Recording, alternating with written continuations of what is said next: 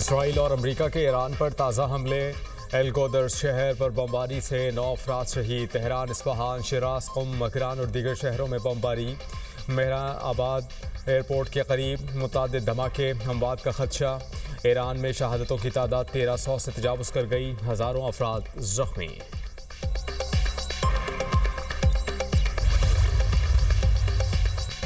صدر مسلم لیگ نون نواز شریف اور وزیر اعلیٰ پنجاب مریم نواز سے گورنر تاشقند کی 7 رکن وفد کے ہمراہ ملاقات، پنجاب اور تاشقند کو برادر صوبہ قرار دینے پر اتفاق، خصوصی کمیٹی تشکیل، ٹورزم، زراعت، لائیو سٹاک، میٹ پروسیسنگ اور دیگر سیکٹرز میں معاشی تعاون پر اتفاق۔ آبنائے ہرمز بند ہونے سے دنیا بھر کو تیل کی سپلائی معطل، آبنائے ہرمز میں ایک کارگو جہاز کو نامعلوم میزائل نے نشانہ بنایا، برطانوی فوج کا کہنا ہے حملے کے بعد کارگو جہاز آگ کی لپیٹ میں آ گیا، عملہ جہاز کو خالی کر رہا ہے، فوری امداد کی درخواست کی گئی ہے۔ صدر ٹرمپ پر امید ہیں ایران جنگ کے اہداف حاصل کر لیں گے، ترجمان وائٹ ہاؤس کیرولین لیوٹ کی نیوز بریفنگ کہا آپریشن اس وقت ختم ہوگا جب مقاصد پورے ہوں گے۔ امریکی بحریہ نے ابنائے ہرمز میں کسی جہاز کو تحفظ نہیں دیا، ایران میں 5000 سے زائد اہداف کو نشانہ بنایا۔ صدر ڈونلڈ ٹرمپ اور توانائی کی ٹیم کی مارکیٹ پر گہری نظر ہے، امریکی صدر اور توانائی ٹیم کا مزید آپشن پر غور جاری ہے۔ پینٹاگون کے مطابق 10 روز میں ایران جنگ میں 140 امریکی فوجی زخمی ہوئے۔ ہمیں دھمکیوں سے نہیں ڈرایا جا سکتا، قومی سلامتی کے مشیر علی رجوانی کا صدر ٹرمپ کے بیان پر رد عمل، کہا ایسا نہ ہو کہ تم مٹا دیے جاؤ۔ ایرانی وزیر خارجہ عباس عراقچی کہتے ہیں امریکہ پڑوسی ملکوں کو استعمال کر رہا ہے، اب ہمارے حملے پر کوئی شکایت نہ کرے۔ یہ دعویٰ جھوٹ ہے کہ ایران امریکہ پر حملے کا منصوبہ بنا رہا تھا، ایسے الزامات صرف جنگ کو جواز دینے کے لیے پھیلائے جا رہے ہیں۔ اس جھوٹ کا واحد مقصد آپریشن ایپک مسٹیک کو جائز قرار دینا ہے۔ آپریشن اسرائیل کی مہم جوئی ہے، عام امریکیوں نے اس کی قیمت چکائی۔ ایران پر حملوں میں اموات کی تعداد 1300 سے زائد ہو گئی۔ اقوام متحدہ میں ایران کے سفیر امیر سعید اروانی کہتے ہیں کہ امریکی اور اسرائیلی حملوں میں اب تک 9669 شہری مقامات تباہ ہوئے۔ تباہ ہونے والی جگہوں میں 7943 رہائشی مکانات بھی شامل ہیں۔ حملوں میں شہری تنصیبات اور رہائشی علاقوں کو بھی نشانہ بنایا گیا۔ تہران اور دوسرے شہروں میں تیل تنصیبات پر حملے سے خطرناک آلودگی پھیلی۔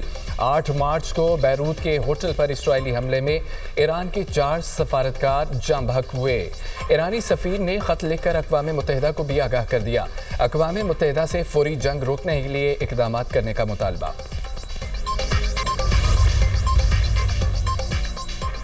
ایران کی اسرائیل پر میزائلوں کی بارش، حملوں کی 37ویں لہر کا آغاز، تل ابیب، مقبوضہ علاقوں اور حیفا پر شدید حملے، ایرانی میزائلوں نے تباہی مچا دی۔ پاسداران انقلاب کا کہنا ہے اسرائیل پر مسلسل 3 گھنٹے تک خرم شہر میزائل برسائے گئے۔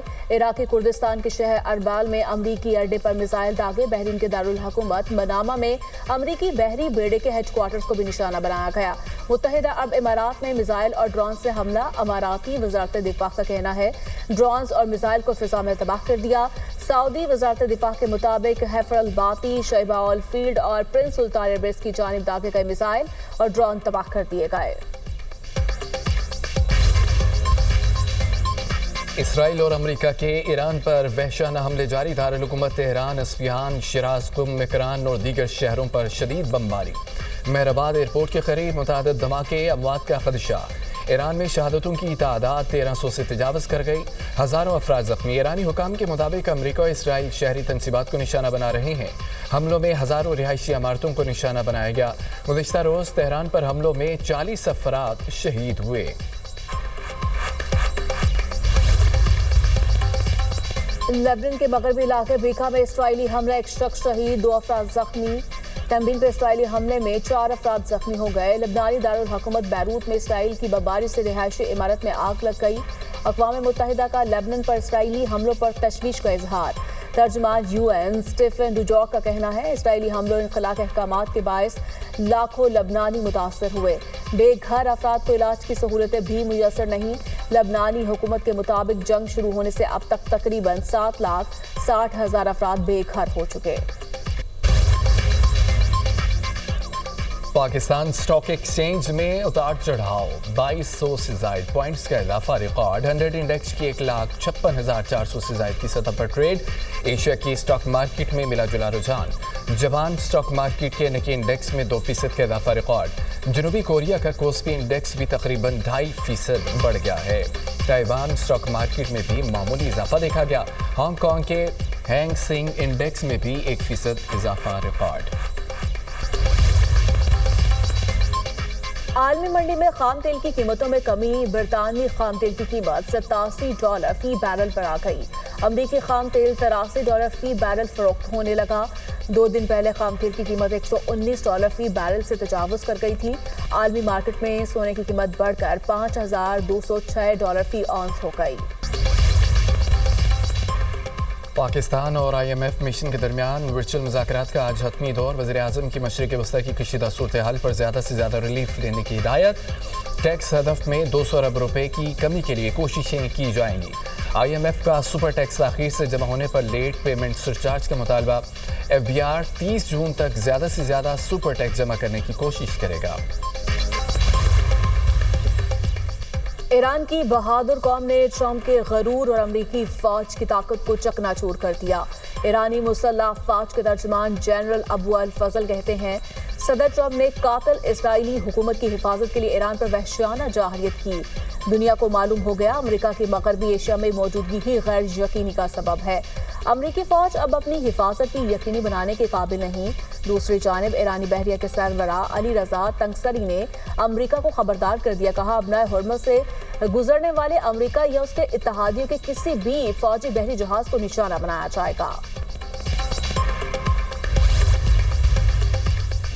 ایران نے اسکول پر میزائل حملہ نہیں کیا، ڈیموکریٹک لیڈر چک شومر نے ٹرمپ کا دعویٰ مسترد کرتے ہوئے انہیں جھوٹا قرار دے دیا۔ کہا ٹرمپ نے دعویٰ کیا ہے کہ ایرانیوں نے ٹام ہاک میزائل سے بچیوں کے اسکول کو نشانہ بنایا، جبکہ ایران کے پاس ٹام ہاک میزائل ہے ہی نہیں۔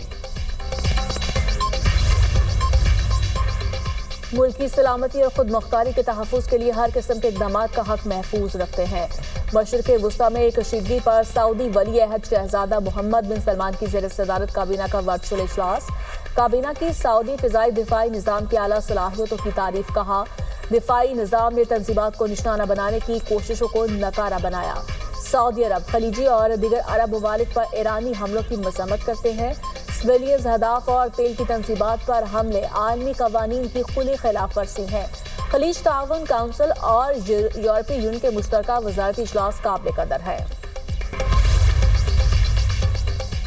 سعودی وزیر خارجہ شہزادہ فیصل بن فرحان ال سعود سے امریکی وزیر خارجہ کا رابطہ، ایران کے حملوں پر تبادلہ خیال، مارکو روبیو کی سعودی عرب پر ایرانی حملوں کی مذمت، دونوں رہنماؤں کا سعودی دفاع مضبوط بنانے پر غور۔ رواں ہفتے سعودی شہر الخرج میں رہائشی علاقے میں میزائل گرنے سے 2 افراد ہلاک ہوئے تھے۔ پاکستان کا کویت پر حملوں پر تشویش کا اظہار، نائب وزیر اعظم اسحاق ڈار کی کویتی وزیر خارجہ سے ٹیلی فونک گفتگو۔ ترجمان دفتر خارجہ کے مطابق حالیہ علاقائی صورتحال بشمول کویت پر حملوں پر تشویش کا اظہار کیا۔ نائب وزیر اعظم کا امن و استحکام کے لیے مذاکرات اور کشیدگی میں کمی پر زور۔ اسحاق ڈار کا کویتی قیادت اور عوام سے اظہار یکجہتی، سلامتی کونسل سے متعلق امور پر تبادلہ خیال، تاریخی تعلقات کو فروغ دینے کا اعادہ۔ شمالی کوریا کا کروز میزائل کا تجربہ، صدر کم جونگ ان کہتے ہیں کہ بحری جہاز کو سپر سونک ہتھیاروں سے لیس کرنا ضروری ہے۔ شمالی کوریا کی ایران پر حملوں کی مذمت، کہا امریکہ اور اسرائیل کے ایران پر حملے غیر قانونی ہے، ایرانی عوام کے سپریم لیڈر کے انتخاب کے حق کا احترام کرتے ہیں۔